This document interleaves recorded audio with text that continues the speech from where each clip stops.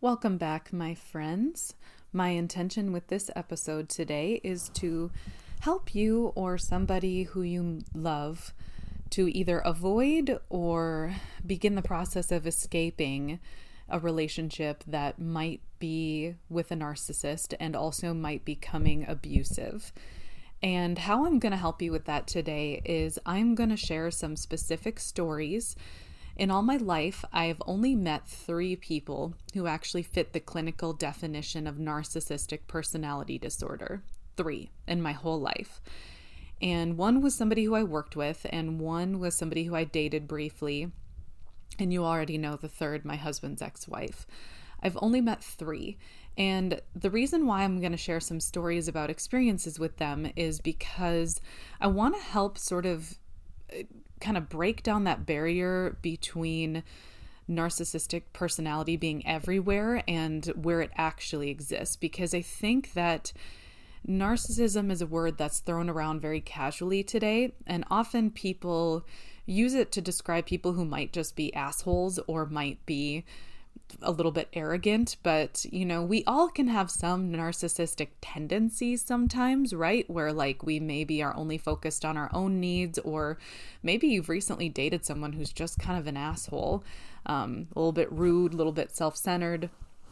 But some of these things do not necessarily make them narcissists. So I would like to help clarify what a narcissist actually looks like, feels like, and sounds like, to help people so that when they actually meet one, they know the difference. Because the danger with narcissists is they often become abusive, like real ones become abusive.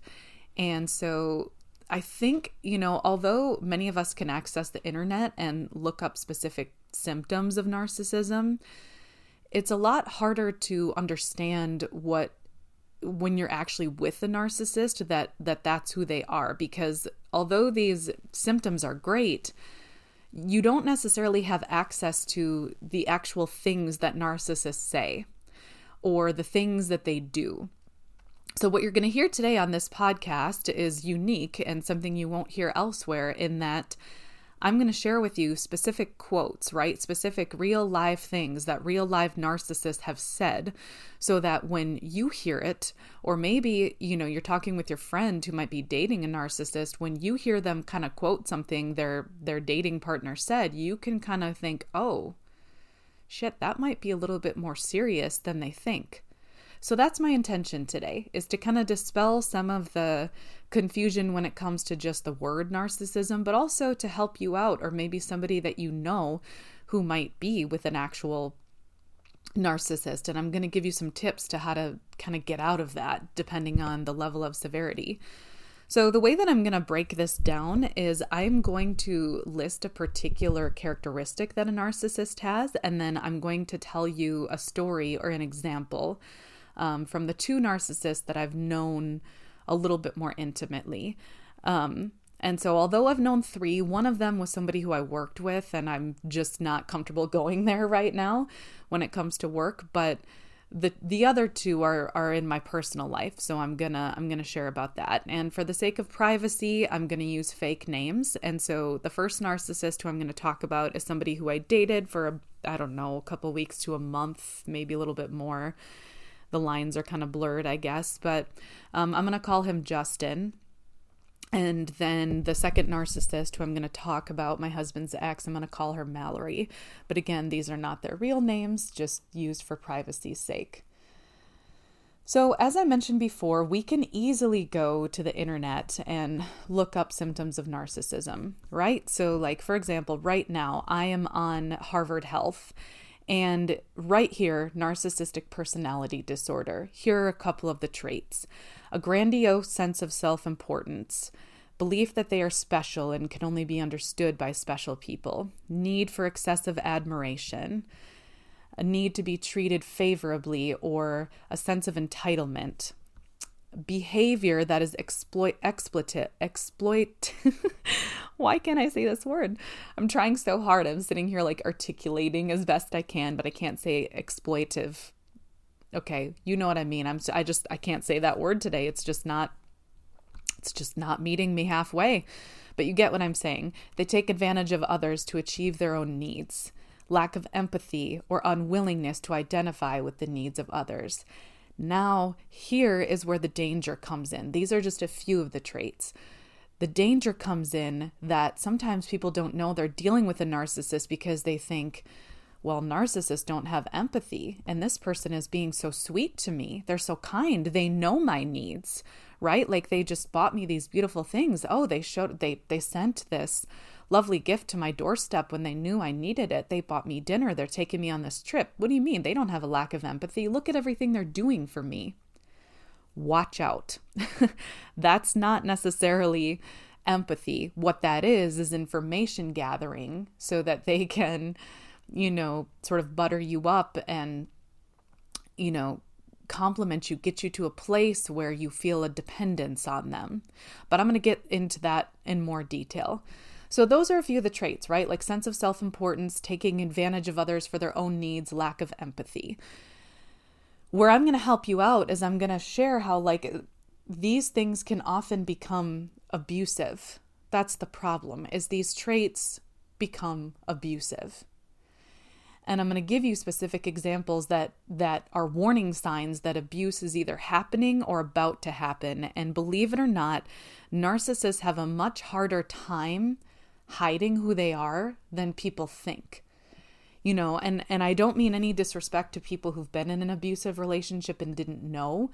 I think maybe they just didn't know what to watch out for, because nobody really teaches you this kind of thing in school. So what I'm saying is it's meant to be encouraging. We can often spot narcissists faster than we think when we know what to look for, because as manipulative as they are, they struggle to hide their true nature. They really do. So let me dive into some specifics to kind of help clarify what I'm saying. I'm going to cover three main categories of actual narcissistic behavior. And then for each one, I'm going to give an example from Justin and an example from Mallory. So the first category is going to be delusion, okay? Because narcissists have this grandiose sense of self-importance, they're delusional. And what that often looks like is the form of stories that they'll tell stories about themselves that they think make them sound heroic or honorable, but the stories actually make them sound like they're assholes or insane. But they can't tell that line. They think they're telling a story that makes them sound like a hero, but it's not. So that's delusion.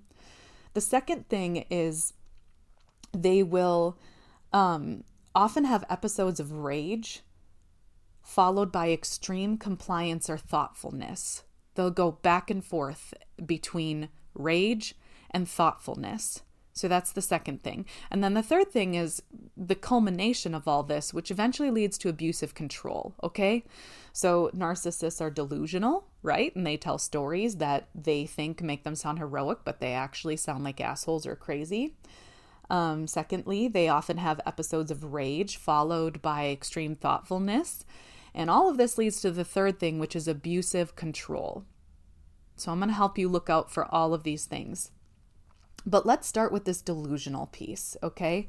So the idea that they'll tell stories that they think make them sound heroic. And they do this because of this grandiose self-importance. But what this grandiose self-importance does is actually blocks them from seeing how ridiculous they actually are. So let me tell a story about Justin. And he is a guy who I dated for maybe about a couple weeks to a month because I saw some of these red flags pretty quickly. Now we're going to talk about date one, okay? Date one. He was telling me a story about his ex-girlfriend who he had some kids with, okay? And, she lived in another state. He moved. And so he was talking about going back home to visit his kids. And he's like, yeah, but and again, remember, this is date one that he's talking to me. He said on date one, yeah, I'm about to go back home to visit my kids, but I definitely won't be going out with any of my friends when I'm there. And I said, well, why? And he goes, because my friends like to go out and drink. They go out and go to bars, and I'm not going to do that, because if I did, I would go and burn my ex's house down. What? And in his mind, and the way he said it very confidently and arrogantly, like it was nothing, like talking about burning someone's house down doesn't sound insane. The way that he phrased this story was as if he should be praised for the control he was showing. He said, oh yeah, no, I'm not going to go with them. If I get drunk and I party with them, I'm going to go to her house and I'm going to burn it down. The way that he communicated this to me, like I said, he was telling the story with a cadence as if he should be admired for the control he was exercising. That he was, very high and mighty because he wasn't going to burn his ex's house down. Now, when you listen to that, like a healthy person goes, that seems extreme. I got some bad exes, but I don't have the desire to burn any of their houses down. That's some next level mental illness, right? But it didn't sound that way to him. To him, he sounded like the hero because of the control he was exercising to not burn her house down. That's one example. Another example of delusion are stories that they think make them sound, heroic or honorable, but actually make them sound insane. I'm going to give regarding Mallory. Now, a story that I'll share about Mallory has to do with when she kind of abused my husband into meeting me, like threatened to show up at my house and my parents' house unless he would let her meet me. And so I did meet her. And in that meeting, she really tried to, gas me up, right? Like she was saying all these things like, oh, you're so beautiful. You're a single parent. You were a single parent before you met Tom. I don't know how you did that. I mean, that's just amazing. And you're a teacher.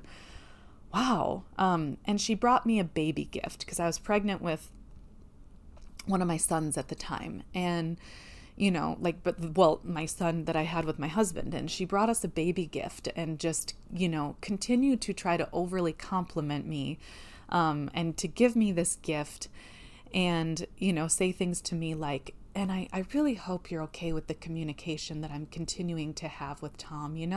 Life doesn't have schedules, and we just really need to be in constant communication to figure things out. So I hope that you're okay with what we've got going on. And just used this light and airy voice, brought me a gift, which I found incredibly inappropriate, and was just kind of excessively complimenting me and also saying things like, wow, you really look a lot like Tom's type. I don't really even know him anymore. I knew high school Tom, but I don't really know him. But you really fit, his type and what I know about him. All these sort of strange compliments, right? Now, when I left that meeting, I knew that she had forced him into it, right? Kind of bullied him into that meeting. And I also left feeling very uncomfortable, right? Because she tried to present to me this scenario as if she was communicating with Tom in a healthy way, right? When really she was abusing him, threatening him, withholding his kids. But to her, this constant communication was healthy, or at least she was trying to present it that way. And, she also brought me a baby gift and was giving me compliments, but I didn't find this flattering. I found it inappropriate, like, I don't know you. I know you've secretly been abusing my husband. Why are you bringing me a baby gift? We're not on those terms. I don't want a baby gift from my husband's abusive ex-wife. Well, I found out later that she blew up my husband's phone after that meeting. Although she put on this pretty face for me, this calm face for me, she reached out to him later and said, and raged at him and said, how could how could you bring her there? I was so nice to her. I was so kind. I brought her a gift and I asked her so many questions about myself and she didn't ask enough about me. Why didn't she want to know more about me? Why didn't she ask me, this, that, and the other thing? And let me just say, I did ask her a couple questions about herself and her job, even though I didn't want to. I did. But she screamed at him and she raged at him because in her mind, she was this very polite, pleasant, kind person who bought me this gift and I didn't give her enough in return. Are you seeing this sort of delusion of the role she actually played in that meeting?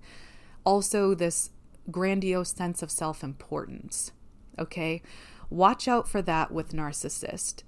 And I'm going to get into, when it comes to the abusive control piece, when I get to that one, I'm going to kind of explain how this works with the compliments and gifts and things like that. But watch out for that. If they act overly nice to you and then hold it against you later, that's a pretty big sign. But the point for this category is that she was delusional. She had in her mind, that meeting was something very different than what it actually was. What it actually was something she forced my husband into and something where I was very uncomfortable. But in her mind, she was this selfless, honorable person who brought a gift and said all these compliments, and I didn't give her enough in return. So narcissists are delusional. Okay, moving to the next one of episodes of rage followed by extreme compliance or thoughtfulness. Now, you've heard a little bit of that already, right? Because in a way, these all kind of run together. But let me jump back to Justin with this rage piece, because here's what I want to say about rage. When we think of rage, often we think of screaming, hitting, big gestures like intensity, right? The thing about rage is that sometimes it can be controlled, right? Like there's no screaming, there's no punching, but you sense it. Almost like a looming threat, like the shark under the water. You can sense it. And this is what I saw in Justin. I never once saw him explode or scream or yell, but I sensed this very dangerous, controlled rage in him. And let me give you a very clear example of that.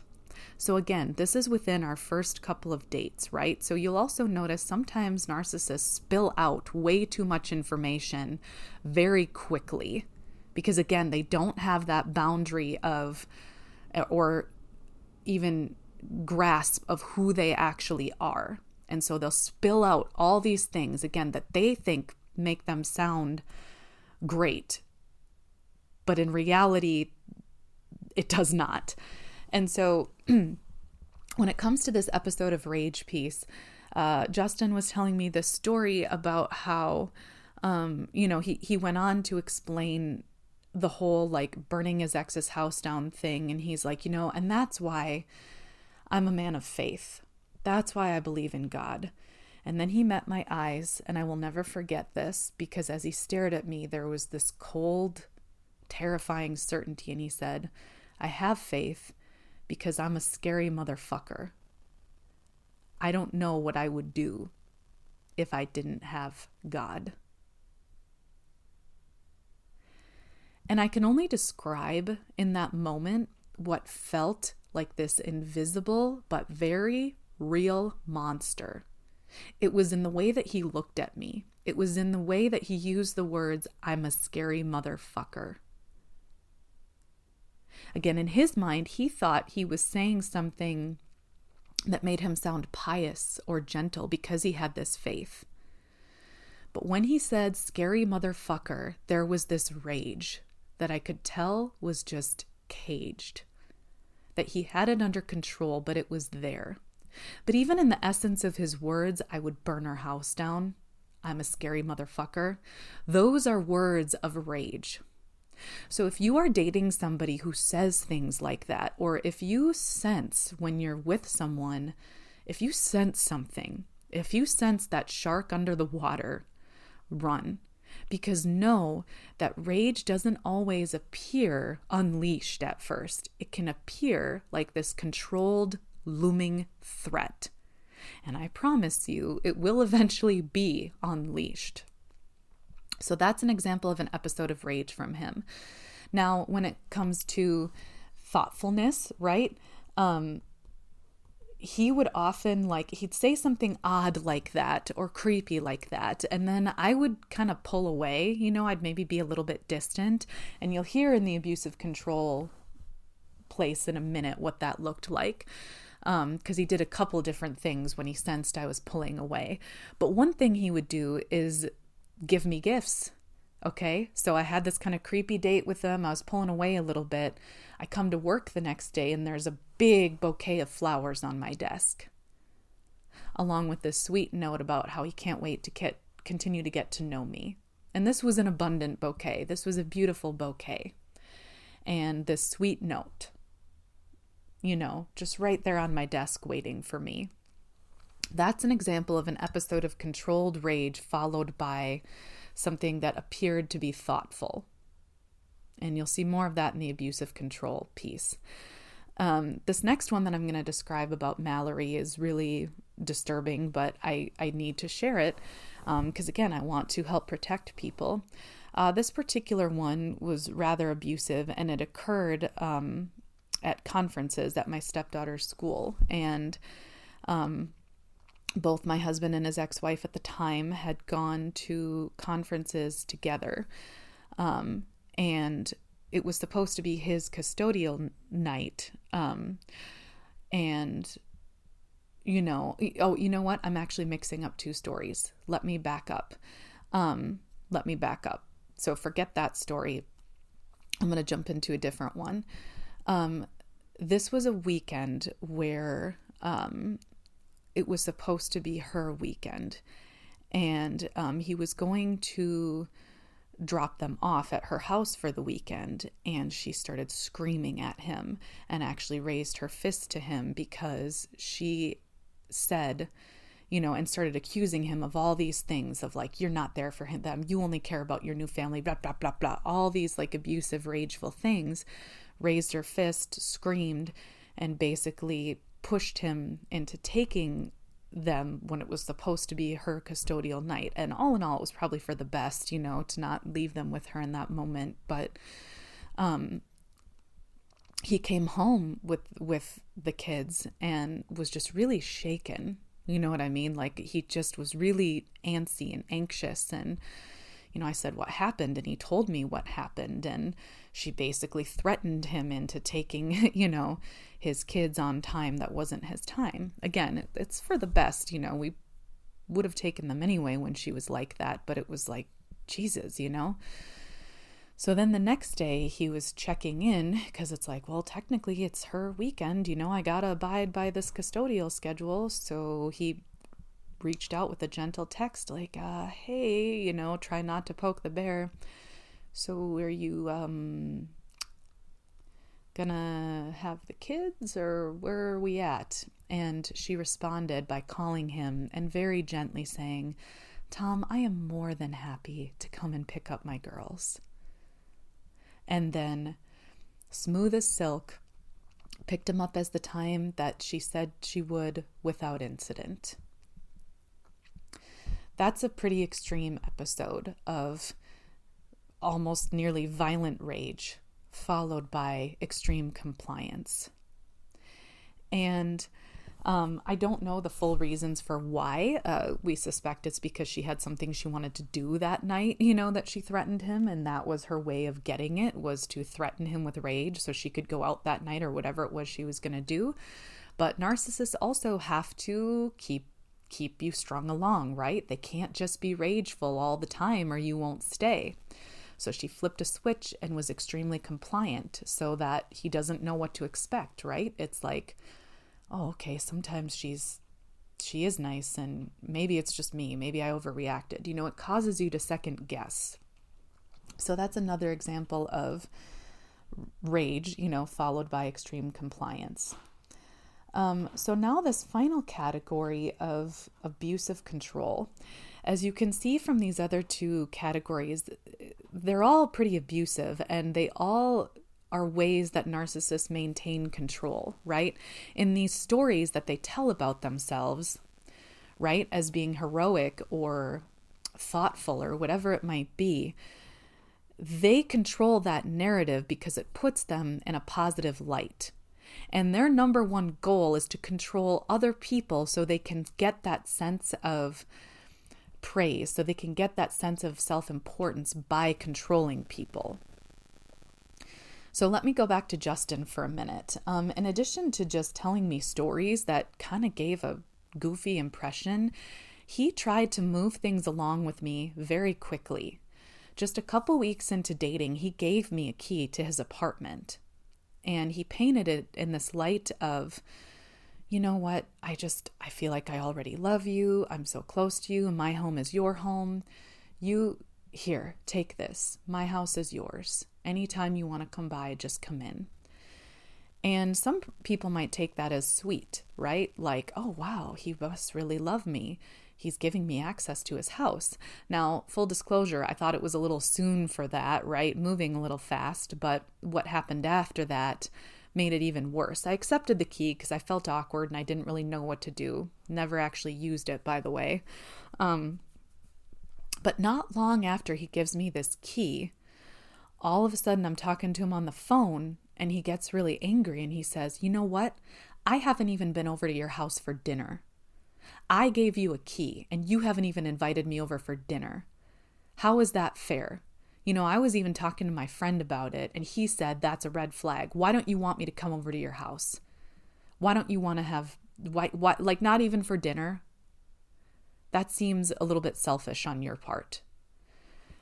And I remember thinking, holy shit, you know what I mean? It's only been a couple weeks, and I had kids, right? Like I don't need to justify my decision, right? Because it's up to our own discretion when we're dating anyone, crazy or not, if we want to allow them into our home. And I was not ready to allow him into my home.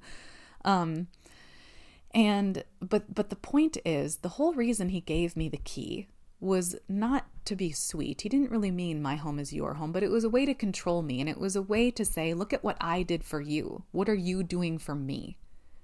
And that is very common with abusive narcissists. They will do something nice for you, but it's a trap. It's a trap because it's like, I did this for you. What are you doing for me? Why didn't you give me this in return? You know, another thing that he would do that was abusive and controlling is he would text me quite a bit. And if I wasn't answering his texts fast enough, he would switch to Facebook Messenger because then he could see if I had read it or not. And if I wasn't responding there, he would look up my work schedule and then sometimes purposely show up at work when I was alone to try to talk to me and get my attention. And often, you know, when he would first start texting me, it would be intense. I'd be accused of certain things. And then when he would show up, it would be all sweet. Like, oh, I'm sorry. I really just wanted to see you. So it would be this sort of lighthearted thing.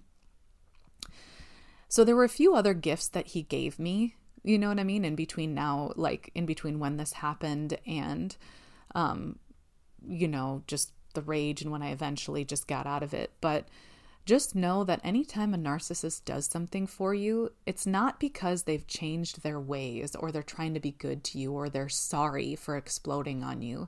It's a way to control you. It's something to use against you of, look at what I gave you. Look at what I did for you. What are you doing for me?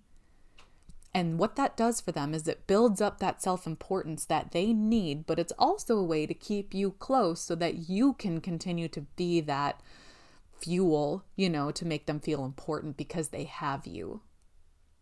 So watch out for that. When it comes to Mallory and abusive control, I have way too many examples, and so perhaps I will just use one. And that one is that there was a period of time where she blocked my husband from paying, you know, his portion of health insurance, which she carried, and where she also blocked him on the kids' school lunch accounts, changed the passwords, changed everything, wouldn't allow him into that. And, you know, the story at first was oh, you just care about your new family. I'm not going to, no, I'll take care of it. I'll handle it. You only care about them. Forget it. I've got this. I'll take care of it. And that was not cool, right? Because it was making it difficult for him to carry his financial, responsibility of certain things. And he more than wanted to. But as time went on, the narrative changed to, oh, well, I was just trying to help you out. I was just blocking you so that you could put more of your money toward your new family. I was trying to help you. You're taking on a lot, and I wanted to help you out. That's abusive control. It's this, unilateral decision followed by, I was just trying to help you. And maybe you see that even in dating relationships where it's like you will be blocked from something, or they will do something for you that takes away some of your freedom and then tell you they did it in the spirit of trying to help you. But really what it is it's about control. And I hope you're seeing the common theme of all these stories, which is it paints the narrative for narcissists that they want to see, that they're the hero, that they're the martyr, that they're the thoughtful one. And it translates to abuse. So what do you do? What do you do if you meet someone like this? If it's somebody who you just met, you're just dating, and you see some of these red flags, run. That's all I have to say. End it, and end it fast. And don't make the mistake of thinking that just because they will buy you gifts, and let's say they say something rude to you and they follow it up with something really sweet, or taking you on a trip or whatever, do not take that to mean that they have changed. I promise you, they have not. They're doing it so that you don't leave. They're doing it to gain more control, and they're doing it to eventually give you, and they're doing it to eventually make you think that you're reliant on them, that you can't be without them. Run. Get out of it. End it. And I would say, directly say to them, be very direct. I do not want to date you anymore. Please do not contact me again. And if for whatever reason they continue to text you, call you, keep that documentation, keep everything. Even if it's a verbal thing, write down the day and time that it happened. And so if it gets to the point where they're harassing you, you can submit that documentation to your local county office, right? Or your local abuse center, and they can help you get a restraining order. Okay. So get out fast if you can. And if they leave you alone, great. But if not, save everything so that you can use it to get that legal protection from them. Now, if it's something where you have deeper ties, like it's an ex-spouse, or you have shared custody of your kids, I would actually give you the same advice. And that is to save everything that they say to you. All the harassing texts, and make sure you make it clear that you've told them, please do not contact me. Please stop. Make sure that you have it clear that when they are harassing you, that you've asked them to stop, that you have proof of that. Save every text. Copy every phone call. If you can record the phone calls of them berating you, do it, because I know that technology is here. Save everything. And our legal system is not perfect. It's absolutely not. But there are some safeties that do exist even if you have shared custody of kids. And the way that you get this, you don't, again, it depends on your state. I don't know the laws of all the states. I mostly only know Minnesota. But I do know that saving that documentation will only help you. Save everything, showing that they are harassing and abusing you. And talk to your local county. If you can afford a lawyer, great. If you can't, find a local nonprofit abuse center. They're in most states, they exist, and there's many people there who can help you, at the very least, compile the documentation to get an order for protection, which is basically the equivalent of a restraining order. They can help you compile everything, tell you where to file it. Some places will even file it for you. And often with this documentation, they will do it for free or for a small fee. And get some protection in place so that this person can't constantly talk to you. compile it showing they're harassing you, and do what you can when it comes to custody of your kids. Do what you can to get full custody of your kids. Document the abuse, document the texts, make sure that you have everything so that you can make a case and show that they are abusing you, that they are harassing you, and that that's not in the best interest of the children. Again, I know legal systems aren't perfect, but there are certain things that are within your control to do. And the number one is to document it, keep the evidence, and don't give up just because you share kids with someone. And if you're married to a narcissist but you don't have kids, get out. And again, same thing with, you can file for divorce and you can put protections in place so that they no longer can talk to you or harass you. If it's a family member that you don't have a partnership with, limit your interactions with them. And if you have to get to the point where you say, this is over, I'm not going to talk to you, please leave me alone, that's okay. Don't feel obligated to continue maintaining a relationship with them if they're narcissistic and they're abusing you. If somebody is abusing and harassing you, it doesn't matter if they're family or not, you can make a case to get a restraining order against them. And to be honest, that was one of the things that my husband said was the most helpful for helping him heal, was getting that legal protection. So he could actually, where she could no longer contact him, because when he had those legal things in place, meaning like if she texts him, she calls him, she shows up, she gets arrested. Like that's what it means. And when he knew he had that legal protection in place and he didn't have to fear harassing texts coming in anymore, he's like, that's what actually helped me heal, because I finally had the space to do so. And I wasn't looking over my shoulder waiting for the next threat to come. And especially when it comes to cycles of abuse, the thing that's going to train your brain to stop, becoming addicted to that sort of abusive behavior is to get the space and rewire things. So I know that getting legal protection sounds extreme, but it's honestly what's needed when you're dealing with this level of mental illness and narcissism. So look at what your resources are, and don't think that just because you were married or you might have kids together that you have to give up and there's nothing you can do. Nobody deserves to be harassed and abused by a mentally ill person who will likely never recover. Because that's the thing, narcissists are very rarely do they seek mental health treatment because of the nature of their illness. They don't think they have a problem, or they will often mask it as something else, like anxiety, like, oh, I'm so anxious and I'm so depressed and I'm not getting, what I need, and I worry about they'll mask it as something else if they do get any kind of treatment.